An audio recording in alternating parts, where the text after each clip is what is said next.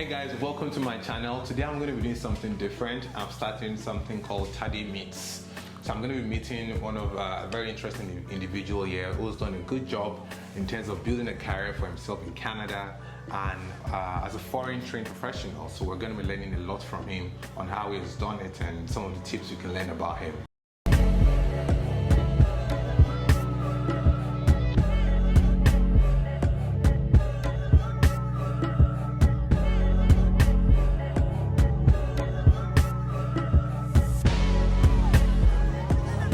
I do have my first guest in TADEY Meets. Hopefully it won't be my last. And so yeah, introduce yourself. Thanks a lot, Taddy.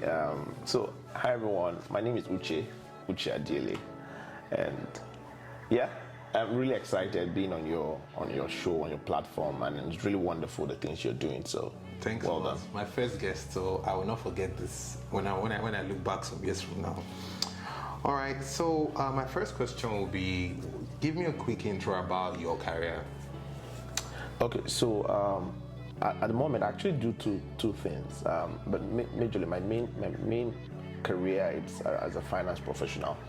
So I work as a senior financial analyst with a consumer health pharmaceutical company, and basically do a lot of things from business partnering to financial analysis, lots of number crunching, forecasting, planning, and also I have a flair for teaching, so I lecture in a college part-time. Oh, that's amazing. But what about prior to that? What else have you been doing? Sure. So I have a background in consulting and finance. So I worked with PwC in Nigeria for just under 4 years, and then at that point I decided to leave Nigeria. Then I moved to Canada, Calgary to be precise, and then I also continued with a professional services firm, Ernst & Young. I did that for just about 2 years before I joined Where you are now? where I am now. Yes. Oh, that's amazing. So what's your Canadian story? Like, what made you decide, okay, I want to move to Canada? Because from what I can see here, you seem to be doing, you're like the typical Canadian foreign trained immigrants. You're doing well in your country, you have a career ahead of you, but you choose to migrate to Canada. So what was that click for you? So for me, it was, I knew at a point, I had told myself that when I had done roughly, I think how many years did I give myself? Roughly 3-4 years of continuous work, I would go back to school for my graduate program, my master's. So at that point I applied, I got some admissions to go to the UK, and I also applied for some scholarships. Unfortunately, or fortunately as we would put it, I didn't get the scholarships, but I got the admissions, and I didn't want to spend so much money. But but almost at that same time, I had an aunt and a cousin who kept on telling me, just try out Canada. So I applied for the permanent resident, the express entry process. And just when I had lost hope, the fact that, hey, I had these admissions, I didn't have the funding, Canada came through, and I was like, okay, nice. This was a good option for me, a better option, I would say. So just so you're aware, as a domestic student, you pay lesser fees compared to if you're an international student. For sure. So for that reason, you might be better off using your international fees to apply for permanent residency, then move here and pay local fees. And so my third question will be, how did you land your current job, this coveted current job that you have? Okay, so I would say, not to sound cliche, but I would say that na God though. Yes, because sometimes things happen and then you're like, okay, you didn't really know. But for me, I would say God by the side, God definitely, but I also worked hard. So, and then one thing I also got to understand in the Canadian culture is you can't underestimate, is it underestimate or overestimate? But anyway, you cannot take for granted the role of networking and relationships. So I was qualified, yes, but then there are other qualified people. Qualified person, yeah. But coincidentally, and maybe you would ask the question, because I had gone back to school for my master's while working, and coincidentally, just as we were sitting down, I had a first in-class assignment, and they told us to work with the person beside you. So I was doing a work. We're doing a work on statistics, and then I got to realize, oh, he worked with. I worked with J&J, Johnson and Johnson. So he works with Johnson and Johnson, and then we kept on talking, and we became friends, classmates and acquaintances, and then friends. So a time came when I realized I wanted to make a career shift from professional services consulting to an industry role. I saw the opening and I reached out to him for a referral. Wow, and basically, that's amazing. Yeah. So you can never underestimate the power of networking in Canada. You know, being qualified will take you far, but that coveted job that you really want, you need someone to network inside it. So as someone who has worked in corporate Canada and corporate Nigeria, what has been some of the difference in corporate culture between both countries? So for me, if I would be honest, there are more similarities than differences because of the organization I worked with in Nigeria. Yeah, so as I worked with a global firm, and the culture was kind of similar to what I was going to face here in Canada. Yeah, that helps a lot. Yeah, but I would also say that Canada as a whole and most developed countries, they bring out a different perspective. So if you look at the way I relate with my manager now, we're like pals. So we've gone from, so I don't have this fear of, You know, the subservience. yes, no, at all. So I had something similar like that in Nigeria, but it's more, it's more here. Like I have this strong relationship. I want to go on vacation. I don't need to start telling Do you him. feel like it's like a mentor body? I keep saying that because my manager just actually moved roles. I say he's a manager, he's a mentor, he's a friend. So it's like 3 in 1. And you know how, I don't know whether that ever happened to you. I know you have an international career path too, but I know friends who would tell me in Nigeria that I want to go on vacation or I need to do something, and then I have to lie to my boss that my father has died, I know what you mean. Yeah, or something. But I don't have to do that here. Like, I'll tell them, I need to spend time with my family, I need to do this. And sometimes, in fact, I have one of the managers who tells me, Uche, you don't need to even explain to me. So that was something that I got to understand, that there's so much priority on mental health, there's so much priority on family, and you being you and not being like this, having your boss being like this authority figure that you have to obey or you die. So are you saying here that the relationship in Canada compared to Nigeria is less toxic, basically? Definitely, in general. But I also clarified there that there are organizations that are forward thinking in Nigeria that you can't see that. I wouldn't say because I worked in Nigeria, I wouldn't say my relationship with my boss then was toxic, but especially if you work in a multinational in Nigeria, because they import some global best practices. Sure. It's usually with the local institutions that you see those toxic boss I know, right? direct report relationship. So I do feel you from there. So my 5th question will be, what has been your biggest culture shock since you moved to Canada? Aside, looking at work and your non-work. Okay, so to be honest, take it or leave it, there's still the aspect of racism, even though subtle in Canada. That part people don't tell you about moving abroad. Yes. You know, we grew up in a country that we're all blacks, and we had a bit of tribalism and all those things. You're Yoruba and Igbo, but no one looked at me differently because of the color of my skin. They had to talk to me first and realize, you're an Omo Igbo, you don't speak Yoruba or this one. But not like, so I've as I said, in Canada it's subtle, but I remember a number of times walking on the street, and subconsciously someone gives way because I'm black, especially in the evening. Yeah. So one thing you realize about moving to it's not just the Western world. Nigeria is a very unique experience for a black person, because even in other black African countries, they have non-black people who I mean, if you choose the right word to use, like the typical Kenyan or South African understands racism. Yeah, true. Especially SA, true. Right? But the Nigerian person doesn't understand, because the experience is not from a white or a non-black person, it's a black person. So it's a different experience that you have if you ever move outside Nigeria. So you also schooled here as well. How was education here for you, and how was the experience like for yourself? Okay, so I didn't want to preempt this question because that's also one of the culture shock in the sense that of education. It was awesome. So, and one thing I wanted to do was I really wanted to experience schooling here so I could compare and contrast because, you know, I remember a number of times you will hear stories of lecturers telling you in Nigeria that, in fact, I know how many people are going to pass this course from the beginning. Or telling you that you will write this course till I retire, or something like that. Especially in public universities. Definitely, not private universities. So, coming here was a different ballgame altogether.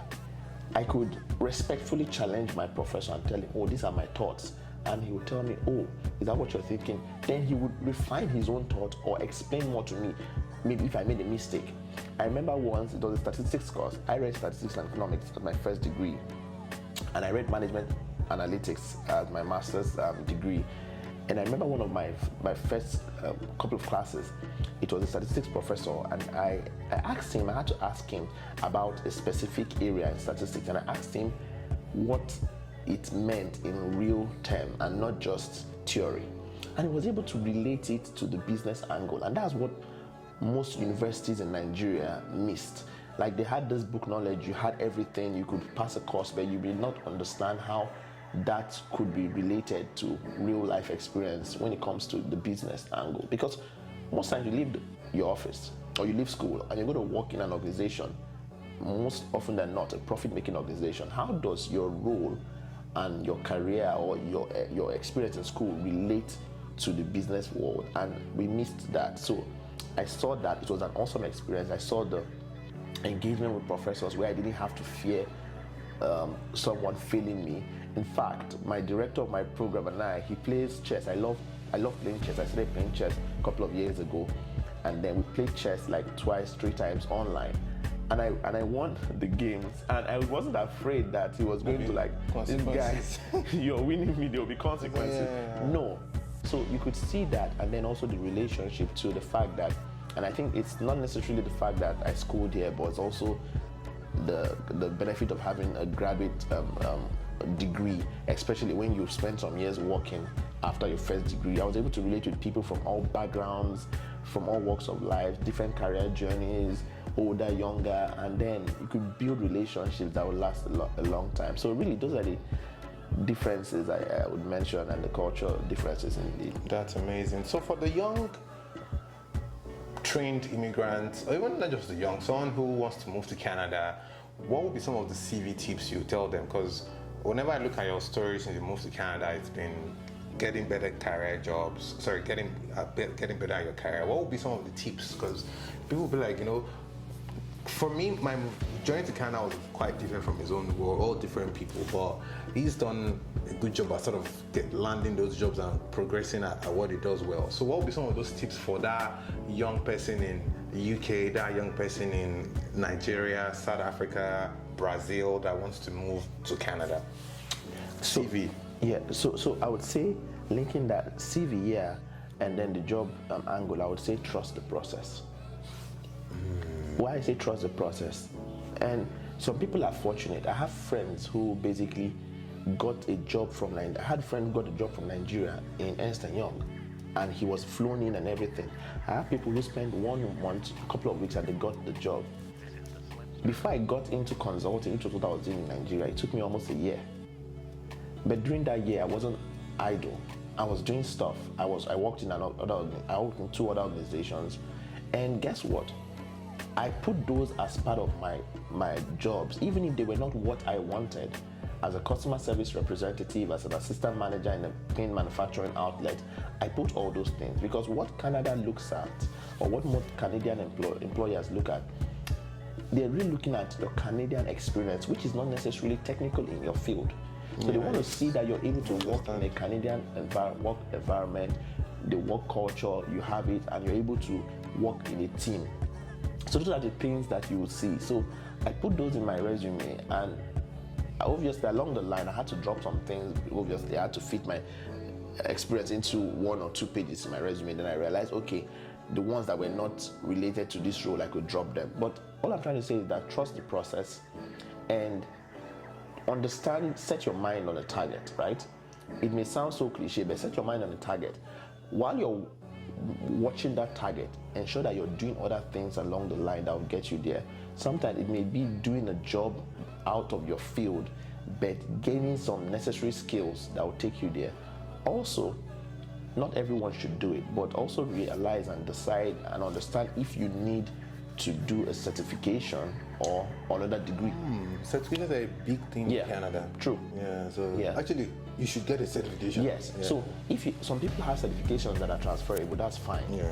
Some people have local certifications that are not necessarily transferable. So look at how you can complement your degree, complement your experience with these things that will set you on that path. That's amazing. Trust the process, and I think I would advise you to get a certification, get a global certification preferably, so that you move here is less stress. That was one thing I wish I had when I moved here, a global certification. And so what are your plans for the future? This sounds like my uncle telling me, what are your plans for the future? Do you want to clarify that question? General plans or in specific areas? Okay. I would say career-wise. Okay, thank you. Because before I start telling you, I want to get married to 3 wives and everything. I don't know your personal business. Sure, and that's also one thing about here. Just by the side too, there are lines you shouldn't cross. Really, it's also part of the culture. You know, in Nigeria, you're like, boss, how is everything? What did you do? I saw you with that girl. What happened? No one wants to know here. So their personal, give people their personal space and respect it. So anyway, that's by the side. But thanks for the question. No, it's really funny, but it's true. It's true. It's true. I I'm like, who cares? It's not your business. But anyway, so really, I love my organization, so I see myself growing there. And the thing about an organization, I would say, if there's any advice I also give to people who are coming is, don't just look at the money, look at the value and the culture of the organization, because you don't want to work in a place where you're making money and then you're tired, mentally you're drained because of the culture. So I love the organization, I love the culture, and I see myself growing, taking on other roles and really growing. And not to sound so optimistic and so like direct, but I see myself in a couple of years, in the medium term, really getting up to a director position, really, where I'll get to influence decisions, lead people, and also be a model for people who are coming, both as Black professionals or as foreign trained professionals, so that they know that these things are attainable. So that's really what I plan on doing career-wise. And then by the side, I mentioned that I have a flair for teaching, and it's not just about teaching in a college, but I just love the opportunity to impact. So I plan on building on that. I don't know how, some things are not that clear, but I'll see myself continue on that path. And it's also in line with like training people, foreign trained professionals, Black professionals, and just showing people the path. That's amazing. So my final question will be this. A lot of people, once they spend, so a lot of people actually migrate out of Canada. That's one thing most people don't realize. A lot of people come in, yes, but a lot of people migrate out of Canada, both the local Canadians and immigrants who have come to naturalize here, and they also leave as well. So do you see yourself in Canada in another 5 years' time? So I never say never. At the moment, I would be open to opportunities outside Canada. But I'm not quick to accepting that, because things could change. I could get married tomorrow and then I have to think about the family. Do I want to make that decision? But one thing I've always wanted to do is to be globally mobile. And in this present day and time, it's really a plus. Organizations, especially organizations like mine, there are opportunities all around the globe. And when you are someone who can get the work done, and you also have obviously an international citizenship, and you're able to really move, even if it's that's a massive asset. Even if it's for the short term, definitely do it. So I want to take advantage of that. So I really hope to take on a role outside Canada, and that's also part of getting a different perspective, seeing how things work. And if it comes with making more money, who am I to say no? Yeah, lower taxes. definitely. Yeah. So that's it. So it's been an amazing quick session. My first interview ever. Learning a lot about him, Uche. You can check out his LinkedIn, Uche Adiele, Yeah. and he throw many questions you're confused on how to run any particular situation. So thanks for watching, guys, and don't forget to subscribe. Please do. And like and comment as well. It helps my videos out. Thanks. All right.